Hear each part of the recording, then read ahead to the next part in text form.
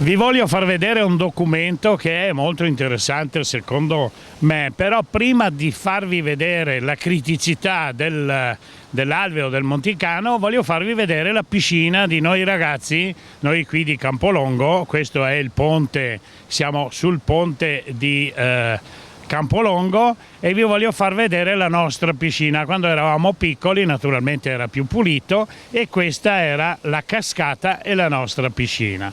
Bene, però vorrei farvi vedere adesso anche la criticità di questo momento dell'alveo del Monticano. Guardate l'erba che c'è, guardate la vegetazione che si è creata all'interno dell'alveo, guardate quel piccolo passaggio del Monticano dove c'è una foresta.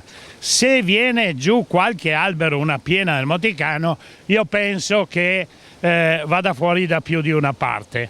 Bene, questo lo voglio far vedere proprio per anticipare per le autorità di competenza che provvedano a questa criticità. Ecco, qui siamo sul ponte di Zoppas e anche da qui vediamo una criticità enorme per l'alveo del Monticano. C'è una foresta all'interno che penso, se dovesse venire una piena, sarebbe un disastro ecologico.